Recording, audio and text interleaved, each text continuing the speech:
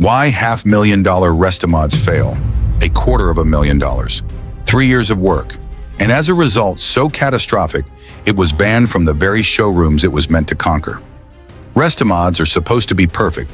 $1 million machines, rebuilt, refined, and reimagined to be better than the originals in every way. But not all of them go that way. Because behind the polished photos and the finished builds everyone sees online, there is another side to this world. Projects that went over budget, cars that lost their identity, builds that were abandoned halfway through, or worse, finished cars that no one actually wanted.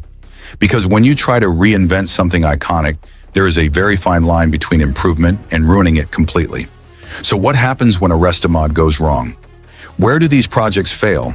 And why do even experienced builders sometimes get it completely wrong? Because once you see this side of the story, you realize perfection in this world is far more fragile than it looks. Section 1. The price of perfection versus reality. What makes Restomods so captivating is the idea of perfection.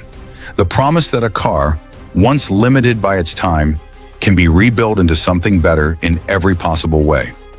More refined, more powerful, more complete. And on the surface, that promise seems real. Because when you look at these cars online, everything feels flawless. The paint is perfect. The interiors are immaculate. Every detail appears intentional, almost effortless. But what you're seeing is the final version, the version that made it. What you don't see are the countless decisions that came before it, the missteps, the redesigns, the moments where the entire direction of a build had to be questioned. Because behind every perfect Restomod, there are dozens that never reached that point. Some started without a clear vision, slowly drifting away from what made the original car special.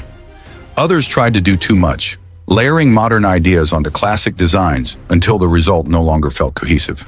And in some cases, the problem wasn't skill or budget, it was restraint. Because in this world, having the ability to change everything often leads to changing too much. And that's the part no one really talks about. The fact that perfection here isn't guaranteed. It's fragile, built on hundreds of decisions, where just a few wrong ones can quietly set a project on a path it may never recover from.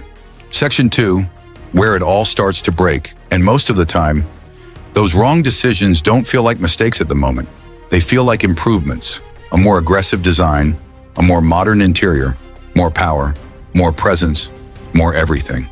Because when you're rebuilding a car from the ground up, the possibilities are almost endless.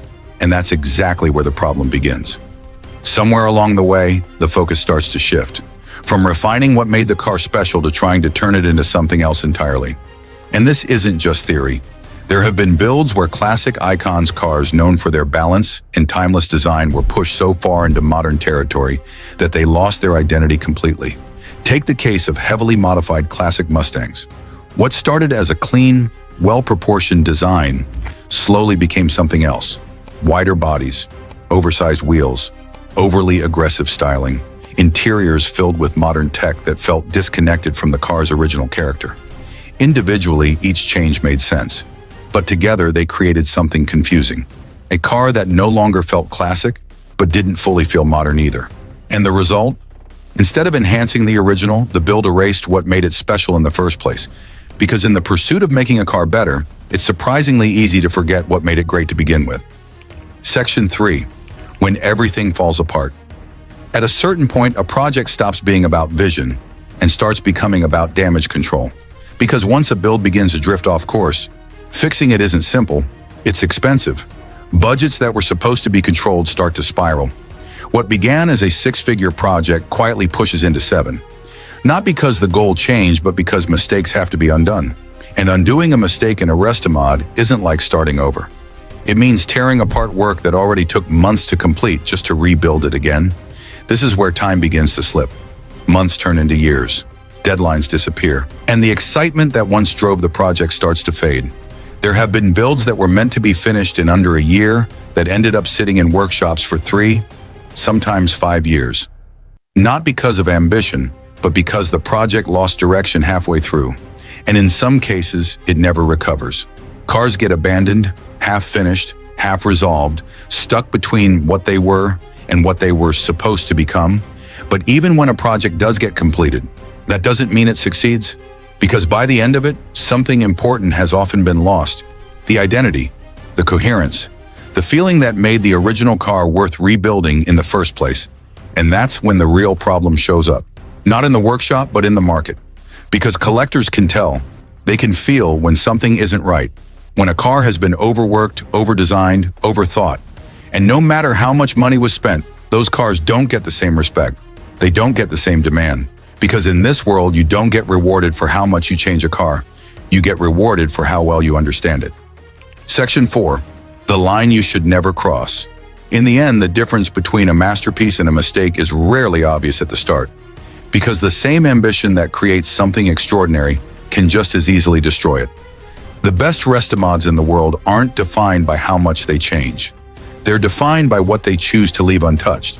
Because great builders understand something most people don't. That every classic car already has an identity, a character that was shaped long before the rebuild ever began. And once you lose that, you don't get it back. This is the line, the one that separates vision from excess, improvement from interference, respect from reinvention. Cross it, and no amount of money, time, or craftsmanship can fully fix what's been lost. Stay on the right side of it, and something rare happens. You don't just build a better car, you reveal what the car was always meant to be. Because in this world, perfection isn't about doing more, it's about knowing when to stop. And maybe that's what makes this world so fascinating. Because in one story, you see perfection machines rebuilt with an almost obsessive level of detail. In another, you see beauty cars transformed into rolling works of art. And then you begin to understand why collectors are willing to spend millions chasing something that can't be measured on paper. But here, you've seen the other side, the fragile line where it all falls apart. Because Restomods were never just about building better cars. They're about chasing something far more difficult to define. And once you start to see that, you realize every build tells a story. Some get it right, some don't. But the ones that truly matter are the ones that understand the balance between the two. This is the world of Restomods.